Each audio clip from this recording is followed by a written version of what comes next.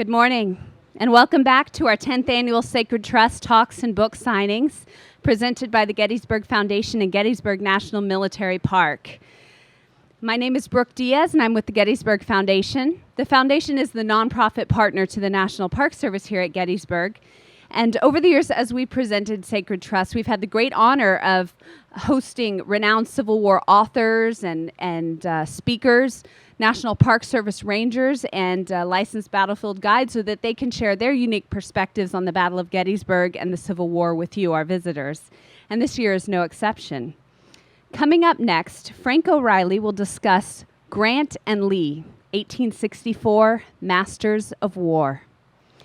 This presentation explores these two commanders and the decisions they made during the Overland Campaign. Frank O'Reilly's latest book, The Fredericksburg Campaign, Winter War on the Rappahannock, received a 2003 nomination for the Pulitzer Prize in Letters. His same book received the Capital District Award and the James I. Robertson Jr. Book Award, the Daniel Laney Book Award, and the Richard Barksdale Harwell Book Award. Holding a degree in American history, his concentration has been in early American military history and the Civil War studies. He was on staff at Independence Hall before joining the National Park Service at Fredericksburg and Spotsylvania National Military Park, and is currently researching a book on the Battle of Malvern Hill and the 7 Days Campaign around Richmond. Please join me in welcoming Frank O'Reilly.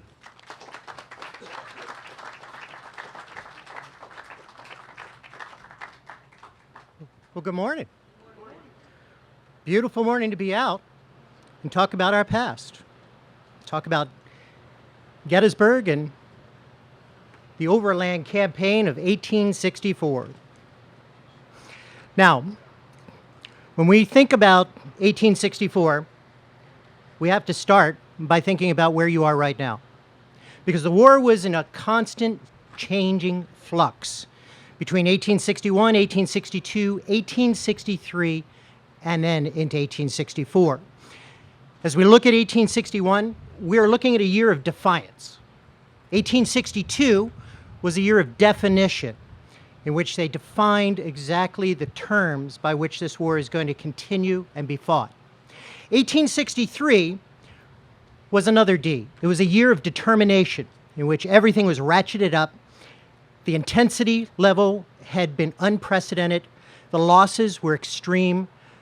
The losses between the Army of the Potomac and the Army of Northern Virginia had never been so high as in May of 1863 at the Battle of Chancellorsville, only to be surpassed just 8 weeks later here in the fields of Gettysburg. This is really the personification of what the war was about in 1863. The stakes were frighteningly high, and that led directly into 1864, which is another D, and that is the year of decision. This is going to be the decisive year of the war. In fact, the Overland Campaign of 1864 was going to mark the beginning of the worst crucible of this entire conflict. And it was also the beginning of a contest of wills between the war's two greatest captains. Like I said, the stakes were high. The North was faced with a presidential election in the midst of a severe conflict. And the people of the North had a very clear decision to make. To re-elect Abraham Lincoln was to continue to prosecute the war, or to elect the Democratic candidate, George Brinton McClellan, the former commander of the Army of the Potomac and the United States Army in 1862, and still hailed by many as being a military genius who is working on a platform that says that the war cannot be won, and it is time to start treating with the Confederacy, end the conflict, and bring the boys home. The only way Lincoln can possibly be reelected in 1864 is through positive military victory on the battlefield. And with that, he was going to elevate Ulysses Simpson Grant to supreme command of all field armies of the United States.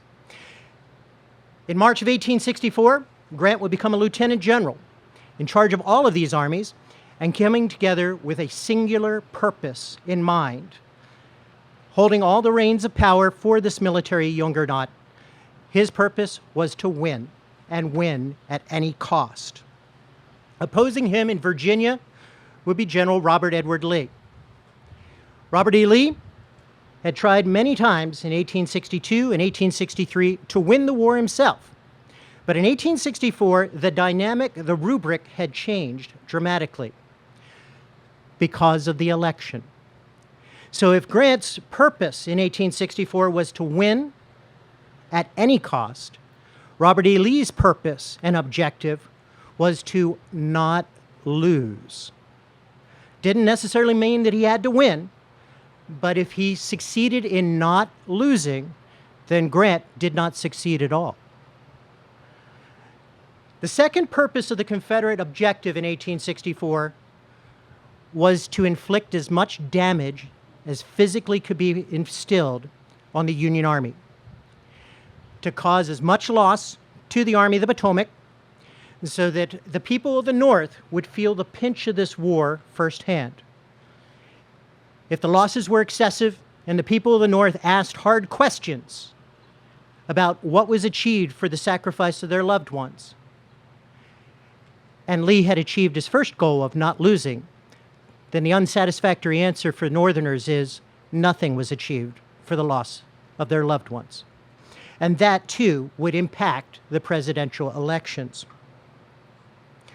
It is interesting to note that in 1864, the two great commanders going to battle for the first time against each other were changing the rules at the fundamental level.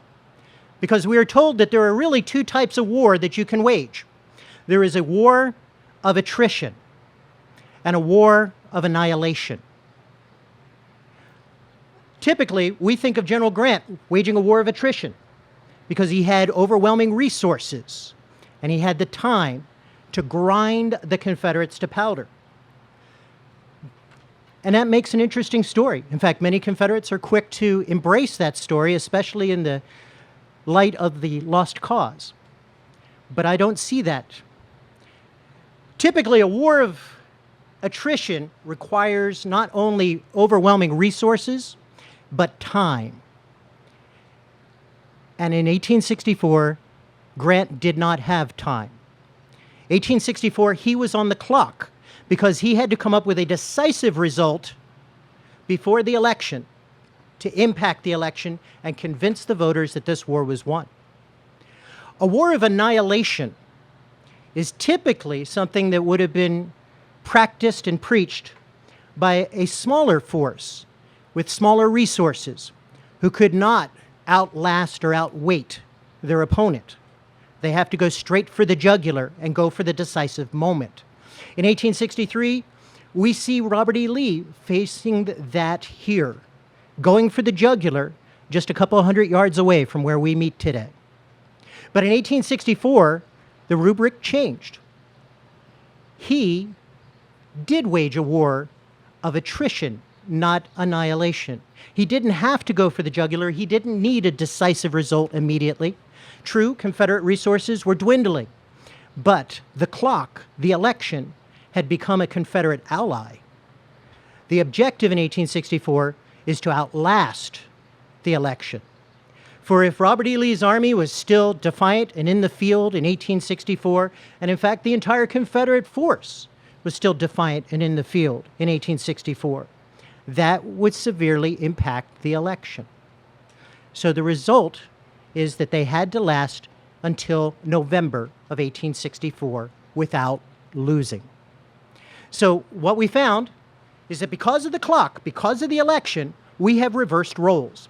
The larger force is waging a war of annihilation, going straight for the decisive moment. Grant, trying to win the battle on the field. And Robert E. Lee, trying to outlast the battle, outlast the contest, outlast the election, waging a war of attrition. And in a very real sense, trying to grind his opponent so that that would create war weariness throughout the North. Does that make sense? Yes. Now this is a different stance on 1864 because the election changes everything. Now, in the first week of May, 1864, 150 years ago, just 2 months ago, Union forces in Virginia crossed the Rappahannock and Rapidan River and entered into a tangled nest of thickets called the Wilderness. At the time they did that, all Union armies were moving forward simultaneously across North America. Sherman was making his first steps towards Atlanta. Franz Sigel was moving through the Shenandoah Valley.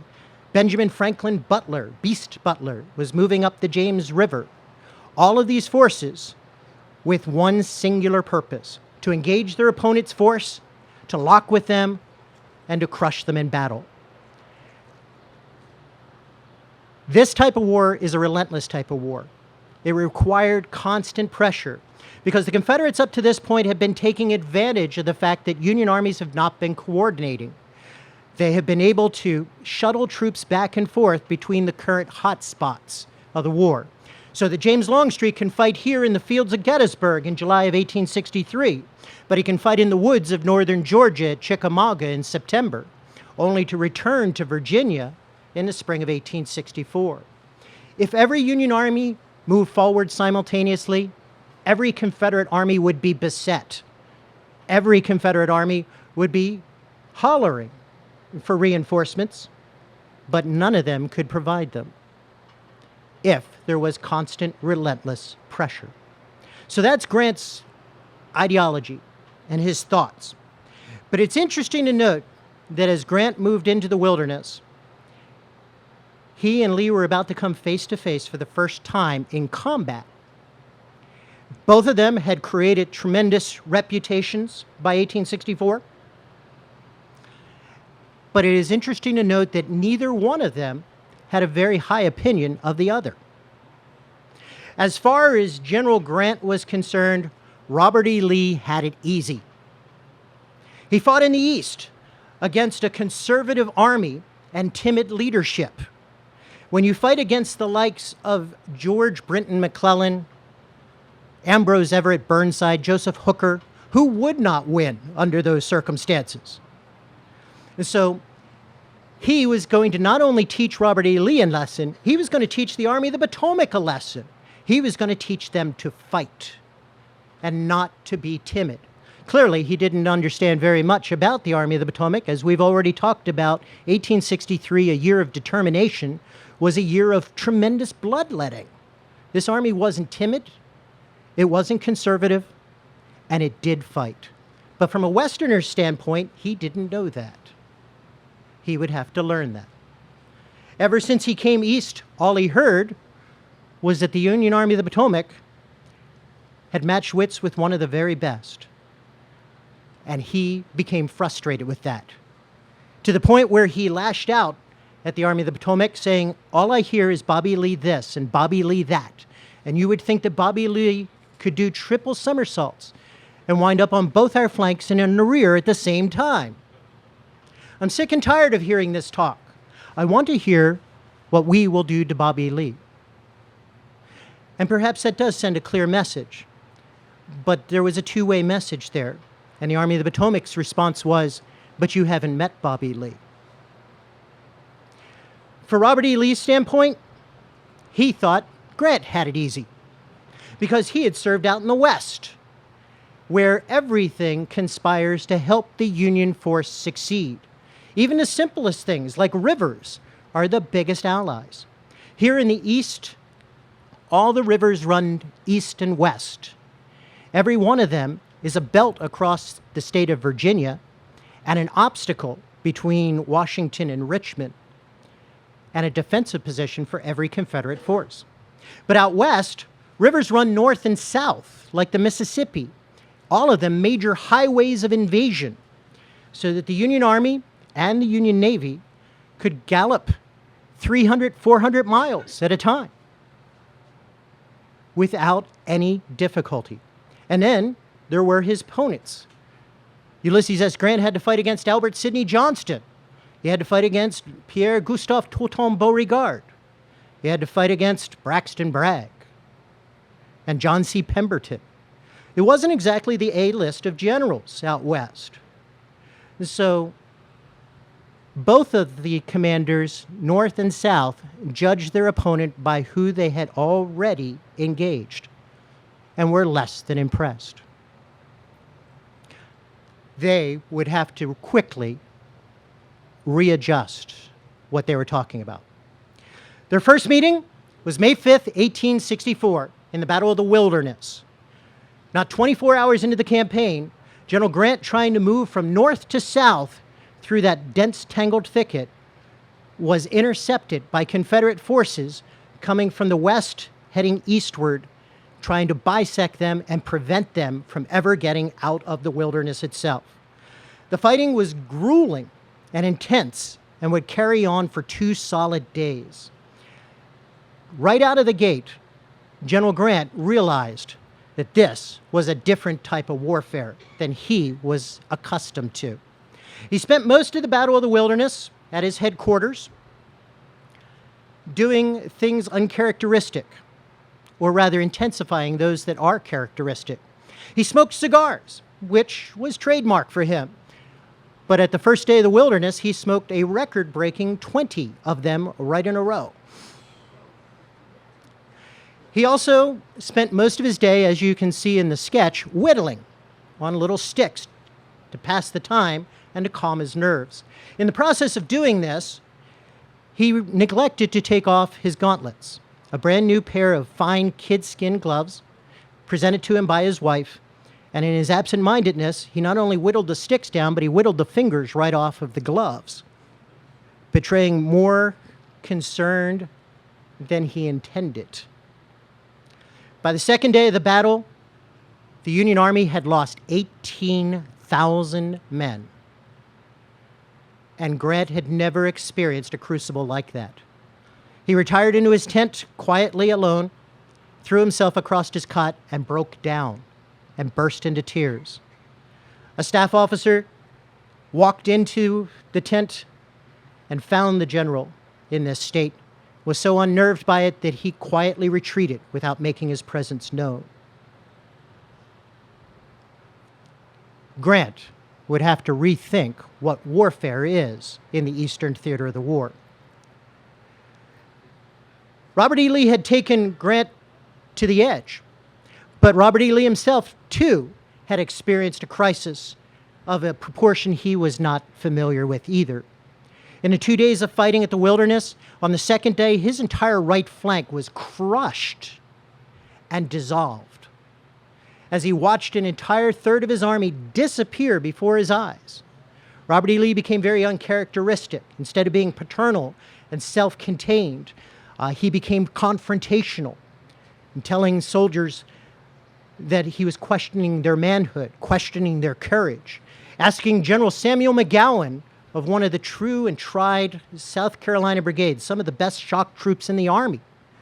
My God, McGowan, is this your fine brigade running like a flock of geese? That was not calculated to rally. That was calculated to hurt. This became a question of manhood. And in truth, McGowan took offense and shouted back, "They're not running. They're looking for a place to regroup and will fight as well as ever." That's exactly what Lee wanted. Except McGowan and his men determined that that was neither the time or the place and kept on going. That should tell us volumes. If this had been any other brigade in the Army of Northern Virginia, it would require explanation. But Samuel McGowan's brigade, almost bar none, if you can pick a hot spot on any battlefield in the Eastern Theater of the Civil War, from 1862 to 1865, I can almost guarantee that that brigade would be in the eye of the storm regardless. They know what tough fighting is. So when they refuse to rally for Lee, you have a monumental crisis. In the process of this, Lee did find a brigade that rallied across the back of his line, a brigade of Texans, men who had fought in the Devil's Den and across the base of Little Round Top. And now we're back with Lee again. And as they had fought under Longstreet at Gettysburg, they fought under Longstreet at the Wilderness. And Longstreet was the one corps commander that had been missing till that moment. So with the advent of the Texans came the advent of the entire Confederate First Corps. Lee saw these people arrive in the nick-of-time fashion and tried to throw them not only into the breach, but to lead them into the breach, which shows how badly rattled he was, for that was not his job. As he went forward, the troops yelled at him to go back to safety. They pleaded with him. They shouted, "Lee to the rear," repeatedly, until it became known as the Lee to the rear incident. When he realized that he was a greater distraction than the Union attack, he relented and backed off. But it would not be the last time that he would have to rely on his self and his reputation to try to save the day. The battle ended in a stalemate.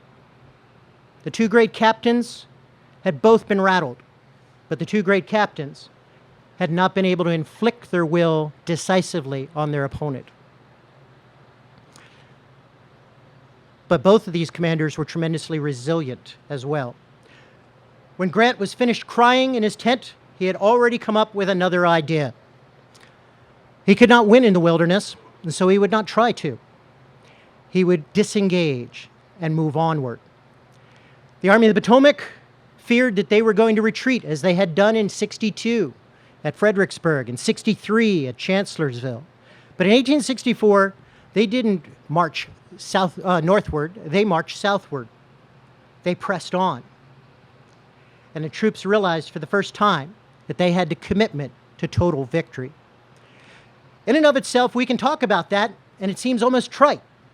But we have to understand the ramifications of that one simple decision. This is the single most fateful military decision of the entire war. Because when the Union Army sets south out of the wilderness, it cannot come back without total victory. Any step backwards after this moment is an open admission of defeat, and Lincoln will not be reelected. And so to press onward is also to press on into deeper and more intense combat. The men may have cheered Grant in his decision at the Wilderness, but it would cost thousands of lives because of that decision. These two armies will now fight every single day from here to the end of the war. They're going to fight every single day for the next 11 months. They're going to fight every single day until they get to Appomattox Courthouse. The first step to Appomattox was the first step out of the wilderness. And Lee would have to stay apace. As you can see, Union forces driving south out of the first great explosion at the wilderness, you can see them heading directly into another explosion at a place called Spotsylvania Courthouse. Union and Confederate forces were both on the march, heading for the same crossroads. The Union Army trying to seize Spotsylvania and the direct road south to Richmond. The Confederates trying to hold Spotsylvania Courthouse and watch all the roads to the north to figure out where Grant might go and where he might strike next. Both of them were targeting the exact same spot. Both of them inadvertently caught in a foot race to the same point. A foot race that the Union Army lost. Robert E. Lee won it by dumb luck. When his campsites selected for an evening bivouac were found to be on fire, his troops determined to make an all-night march and rest once they got to Spotsylvania. That decision alone put the Confederates ahead of the Union Army by literally a matter of yards and minutes. And they were able to successfully thwart the Union Fifth Corps. General Gouverneur Kimball Warren, commander of the Union Fifth Corps, the savior of Little Round Top, was now in General Grant's doghouse. At the Wilderness, he had been timid and slow.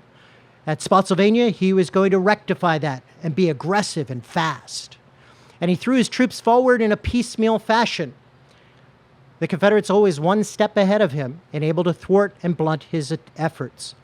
At one point, General Warren promised that his men would clear the road and then have breakfast because this was a trivial exercise. Minutes later, a combat artist, Alfred Wood, caught him trying furiously to rally the troops, holding their flags and begging them to stand with him. The Union Fifth Corps had a bad day. The two armies were now stuck around the crossroads at Spotsylvania. The Confederates had created a series of earthworks surrounding the road network like an umbrella, or as they preferred to call it, a mule shoe, in what military terms would call a salient, a protrusion, something that juts out. Unlike the salient at Gettysburg, which has its most extended portion abutting the barrow of Gettysburg and preventing a direct attack right on the top, the Confederate mule shoe sticks out in the middle of nowhere. Over the course of the next 2 weeks, the Union and Confederate armies would furiously dig in, maneuver, and fight. In the process of this, the Union Army would lose a tremendous number of men, and frontal attacks were useless against fortified positions. It took a 24-year-old colonel from the 6th Corps to set General Grant straight. His name was Emory Upton, and Upton argued that these assaults were all wrong. Instead of having a wide front, engaging a wide front and taking instant and overwhelming losses, they should be on a very narrow front and engage a very narrow front with a very narrow line of fire against them. That will allow them to get to the Confederate lines. But if they stack them deep like a battering ram, then they can not only pierce the Confederate lines, but they could expand the breach and exploit it. The first line sinking a deep wedge into the Confederate lines, the second line driving up the Confederate works, the third line ready to help drive down the Confederate works, expand the breakthrough, and the fourth line ready to jump in at any point or cover a retreat if it's a complete failure. Colonel Upton was given 4,000 men to experiment with. On May 10th, he struck right at sunset and easily breached the Confederate lines, capturing almost 1,000 Confederates. But he was left unsupported, and the Confederates quickly rallied, again with Robert E. Lee trying to rally and drive the attack himself, and the soldiers again in chorus yelling Lee to the rear. Once the Federals were driven out with 1,000 losses of their own, you would think that General Grant would be disheartened, but instead, he made Colonel Upton a brigadier general because of his innovative thinking. He was also heard to say, a brigade today, a corps tomorrow. They were going to do it again, and they were going to do it on a vastly larger scale. They were going to do it on May 12th, right at the tip of the mule shoe. 20,000 Union attackers from the Union's 2nd Corps sliced over the Confederate lines, capturing 3,000 Confederates, a dozen and a half flags, almost 23 cannon, and 3 Confederate generals. It was a huge onslaught. But its own success managed to paralyze its further exploitation. If everybody was in on the initial kill, there was very few troops that were still in good order and discipline to keep driving it home. Lee watched the entire center of his line disappear, and his right wing was no longer physically connected to his left wing. And he had to act and act quickly in probably the greatest crisis of his entire career. Otherwise, this would have been the last day of the Army of Northern Virginia. So he started grabbing brigades and trying to build a new line across the base of the mule shoe, physically connecting the 2 broken wings. That was going to require time, it was going to require manpower, it was going to require keeping the Union Army as far away as possible, which meant that he was going to grab other brigades and send them forward in a series of piecemeal attacks, not to reclaim the mule shoe, but to keep the Union Army off balance and away. They weren't going to win. They were going to trade their lives for time, and trade time for the ultimate life of the Army of Northern Virginia. It turned into a veritable meat grinder action.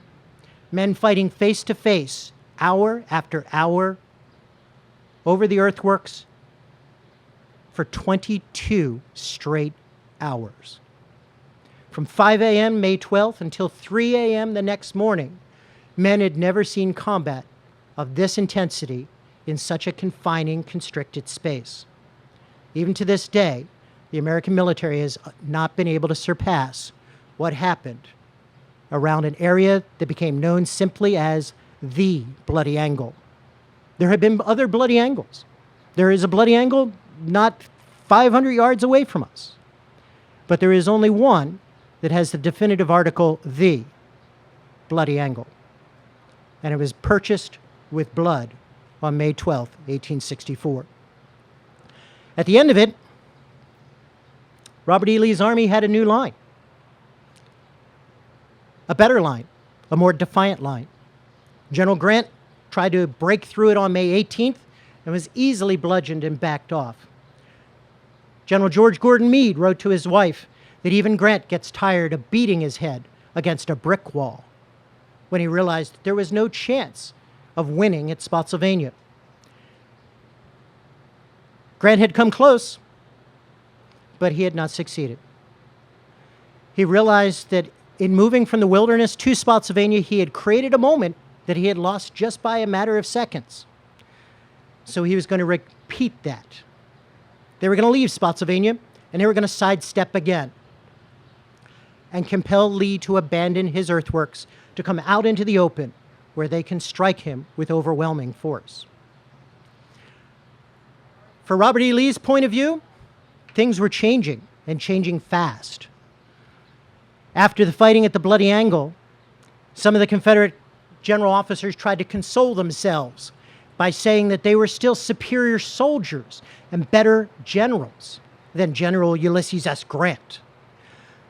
One of the officers observed that Grant only knew one trick, and that was a frontal assault, a costly and deadly trick. And while everyone agreed with that officer, Robert E. Lee quietly observed, "Gentlemen, if you ask my opinion, General Grant is handling himself quite well up to this point." A man who had nothing but disdain for Grant was now having second thoughts about Grant. Because he's rethinking General Grant, he's going to be thinking one step ahead of Grant as they go into the next chapter. A place called the North Anna River, in which the Union Army tried to trap Lee, and Lee ended up almost trapping them. The Union Army dangled the Second Corps a day's march ahead of everybody else, hoping that Lee would pounce on it, and then the rest of the Army of the Potomac would pounce on Lee. But instead, Lee fell back to the next defensible position, the North Anna River, and that compelled the Union Army to follow. Because Grant was aggressive, Lee was going to use that aggression against him. The Union forces crossed the North Anna above and below Lee's forces, and in the process, Lee was able to pull back his flanks and create an inverted V-shaped line that prevented the Union right flank from communicating directly with the Union left flank. In truth, the Union Army was divided into three sections with a river, so that if one wing of the Union Army tried to reinforce the other wing, it would have to cross the North Anna, march, and then recross the North Anna. This was an opportunity to strike a decisive blow and cripple the Army of the Potomac. But Lee didn't do that. Why didn't Lee do that? This is exactly what he had been maneuvering for since this campaign had begun. This was the decisive moment for him. But at this critical moment, Lee was betrayed by attrition. His corps, his army, had been decimated in the first 2 weeks of the campaign. The First Corps commander, James Longstreet, was wounded and gone. The Second Corps, Richard Stoddert Ewell, was largely incapacitated and would be relegated to Richmond within the week. The Third Corps, General A.P. Hill had fallen ill and had to be replaced by Jubal Early. The Cavalry Corps under Jeb Stuart was dead. And then the grievous loss of them all was Lee himself. Lee's health completely collapsed at this moment. Probably the development, the maturation of acute pericarditis, the first pangs of heart disease had dropped him. He was no longer able to mount a horse. He was relegated to a wagon. He could no longer stand without supporting himself against a wall or a tree.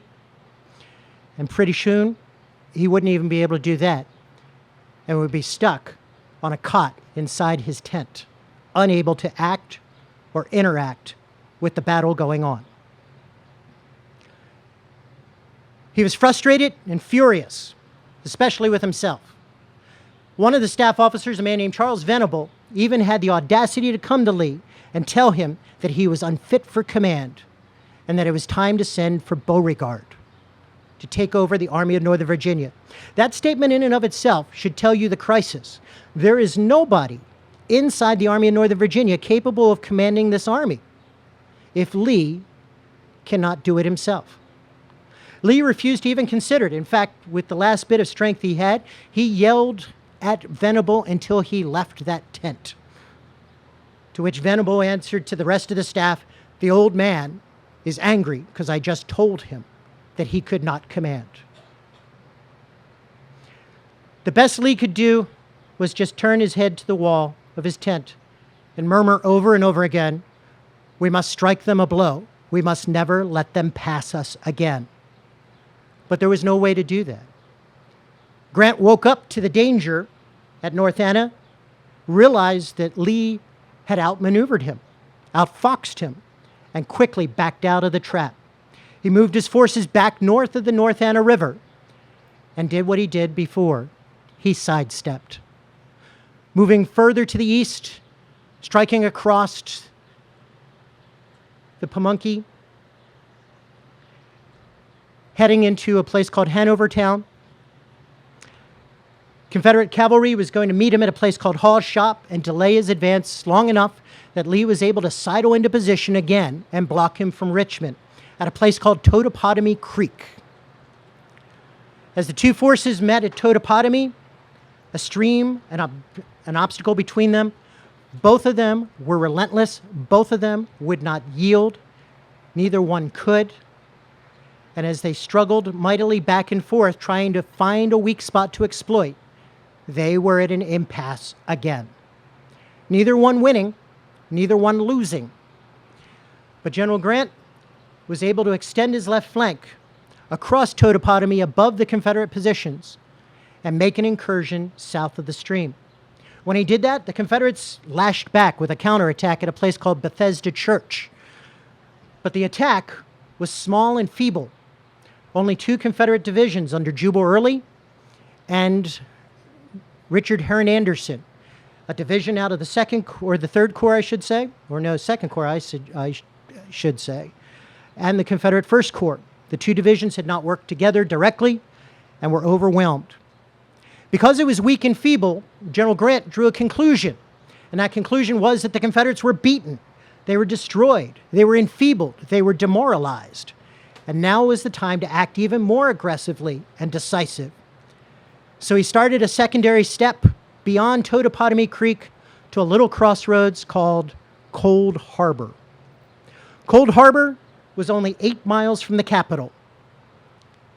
It had taken Grant a month to get to Cold Harbor. It had taken George McClellan an entire spring to get to Cold Harbor. It had taken Grant almost 55,000 casualties to get to Cold Harbor, and McClellan had almost gotten it for free. At Cold Harbor, the Confederates tried furiously to take the crossroads back, but when they could not, Lee began to dig in and block the direct road to Richmond once again. Perceiving that the Confederates were again too weak to drive him away, too enfeebled, Grant ordered a frontal attack on June 3rd, 1864. The frontal attack was a huge disaster. The Union Army was exhausted, and they too were demoralized by the constant, uninterrupted stream of fighting. New troops were bled white, old troops dug in, and the attack failed. The losses were extreme.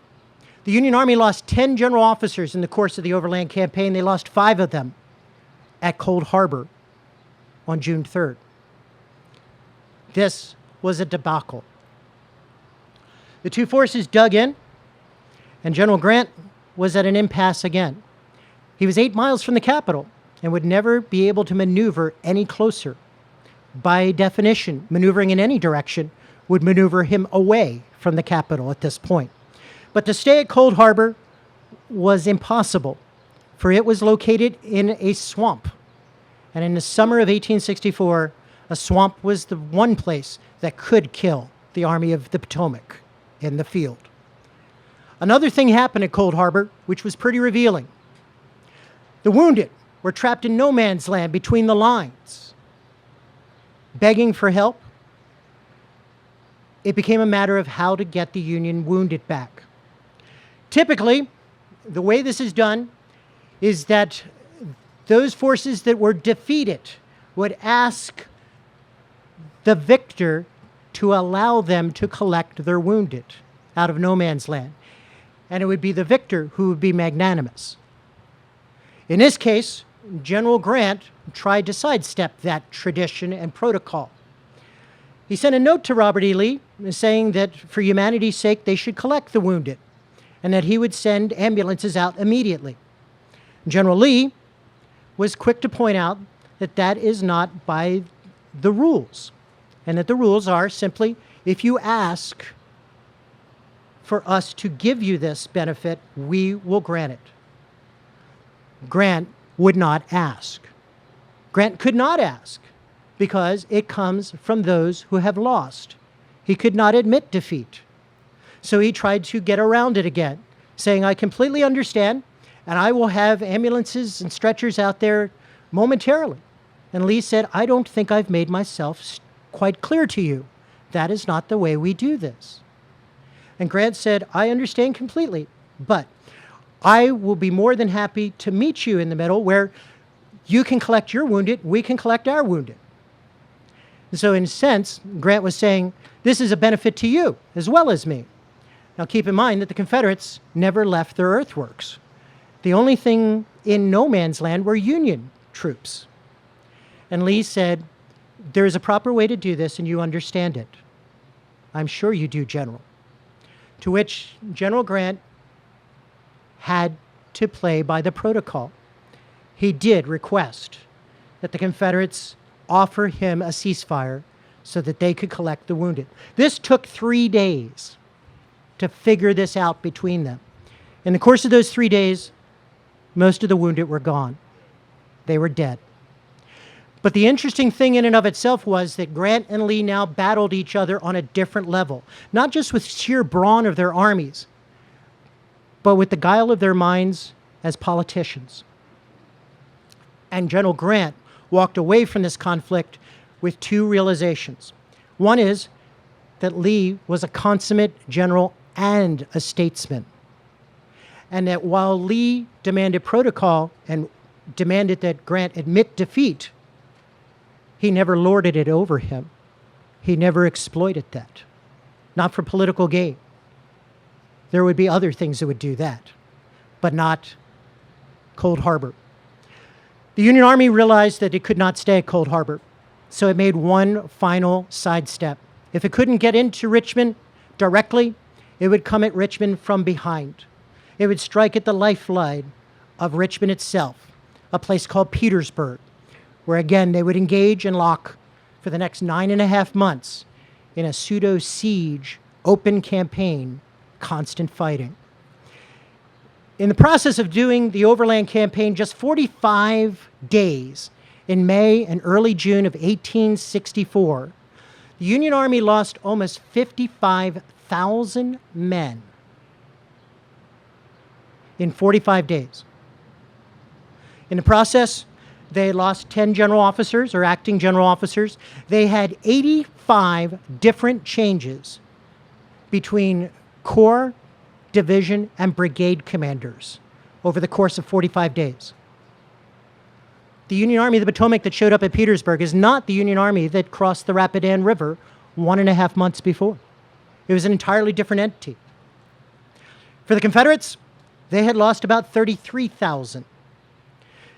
Now, the Union Army started with 125,000 and lost almost 48%. The Confederates started with about 55,000 and lost a much higher percentage. In the process of replacing these troops, Union forces were able to bring in heavy artillery units, USCTs, United States Colored Troops, but they were replacing veterans with green troops that would have to learn in the field. Robert E. Lee was going to be able to exploit the fact that Union forces did not succeed in the Shenandoah Valley or on the James River to have those Confederates delegated to the Army of Northern Virginia. So a division under John C. Breckinridge would be coming and joining the Army of Northern Virginia. The divisions of Robert Hoke and George Pickett will be coming back to the Army of Northern Virginia. 3 new divisions, but all of them seasoned veterans. The equivalent of an entire Army Corps would be making good the losses of the Army of Northern Virginia in the Overland Campaign.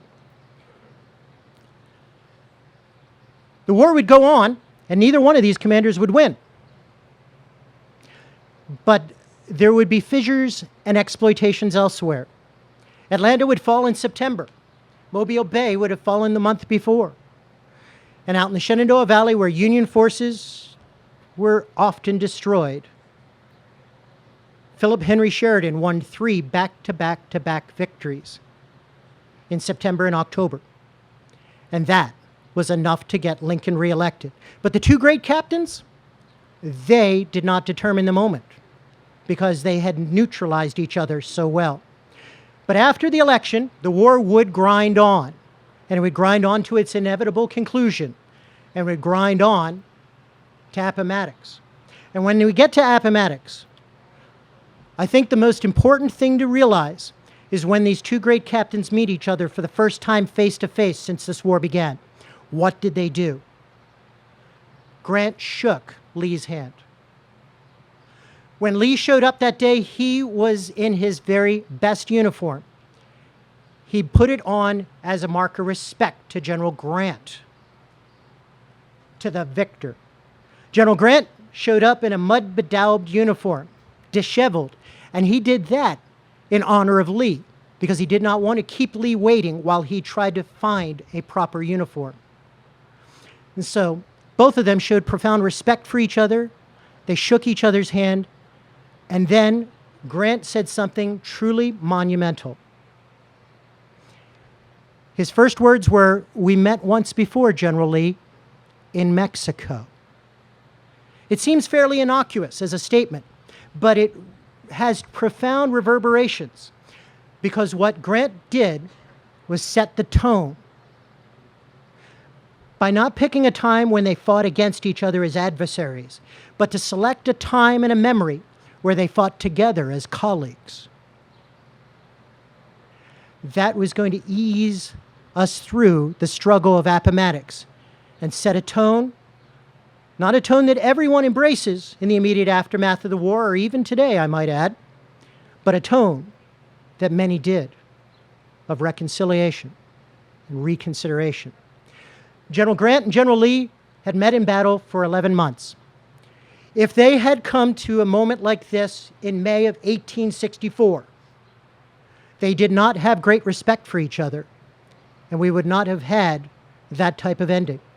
But it's through this tremendous, profound, utter bloodletting that they had literally forged a common bond with each other, a bond of respect that would take them to its natural conclusion in war and start them on an even more daunting task of peace. Thank you.